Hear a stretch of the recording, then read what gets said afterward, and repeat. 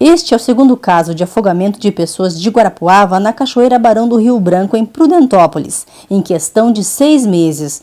No ano passado, o jornalista Maicon Borgato perdeu a vida no mesmo local, um dos mais perigosos, segundo o capitão Jorge Augusto Ramos, do Corpo de Bombeiros de Guarapuava, que conhece bem o local. O Salto Barão do Rio Branco ele é uma cachoeira que ele tem mais ou menos uns 60 metros de altura.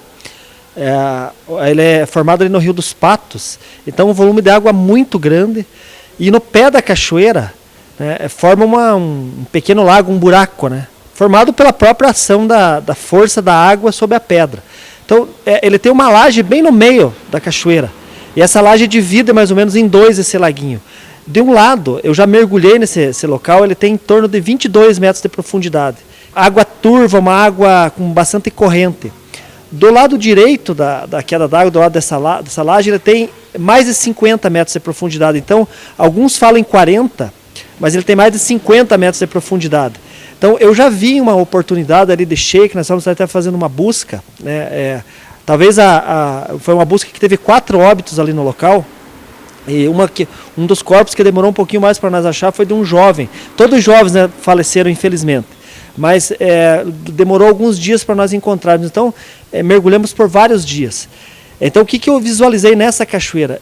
Pedaços de tronco bastante grandes, eles descerem do rio, né, descer a cachoeira e não voltarem mais. Então, é tanta força que tem, faz uma espécie de um turbilhão interno ali, que mesmo objetos assim que estavam flutuando no rio, ele não tem força para subir mais. Então ele demora alguns dias para subir. Então, além de ser um local impróprio para banho, ele tem essas características de uma corrente bastante grande interna e que leva muita gente. Então, o que é o problema? O problema é que é um local muito bonito, né?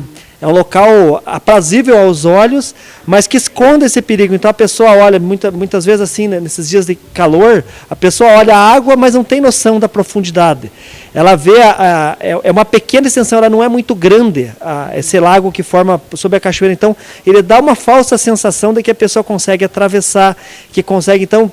ela leva as pessoas a cometer erros que são fatais, né, nesse tipo de ambiente, né? A água não foi feita para amador, né? Mesmo pessoas bem treinadas, que às vezes sabem nadar muito bem em piscina, quando ela chega no meio no mar, cachoeiras, rios, ela tem que conhecer muito bem o local para que não sofra aí um acidente e para que não caia aquele trocadilho de cair na puxada, né? Então, a corrente é a puxada. Então, quando você é pego por uma corrente, muitas vezes interna e de rio, então é bastante complicado e leva muitas vezes a óbito, né, da pessoa. Utilizem coletes, né, façam essas travessias, aproveitem a água com esse cuidado, né. Um pequeno descuido na água ele é suficiente para levar uma ocorrência com grande vulto, que é o óbito. O pior que pode acontecer para nós seres humanos é a morte, né. Então, e isso é muito fácil no meio líquido, né? E como você perguntava, então nós temos vários locais aqui na nossa região. Então, qual é aquela cachoeira para aproveitar o veraneio, a natação perto da cachoeira?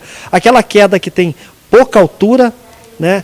E um lago grande formado. Então, se ela tem pouca altura, significa que a água ali, no passar dos milhões de anos, ela não teve muita força para escavar muito o fundo rochoso ali. Então, é uma cachoeira mais rasa. Então, aquelas orientações da natação em rios, lagos, vale também para a cachoeira. É o local que dá pé. Então, quando dá pé, é uma natação segura. Quando não dá pé, não é seguro.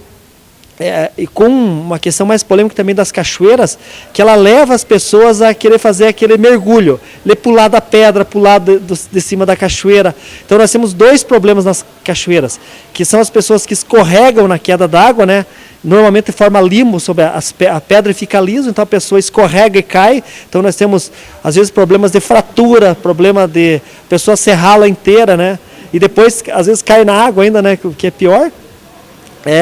E também da pessoa que pula, né, ali de cima da cachoeira e cai sobre pedras, né, pedras escondidas ali que ela não tem conhecimento, e às vezes cai de cabeça, cai de mau jeito, e temos muitas coisas assim registradas com a pessoa não morrer, mas ela ficar paraplégica ou tetraplégica quando bate ou no fundo rochoso ou sobre alguma pedra que estava ali escondida, né? Por que a gente contraindica a boia, né? A boia e o colete salva-vidas é a mesma coisa? Não. A boia, a pessoa pode perder a boia, né?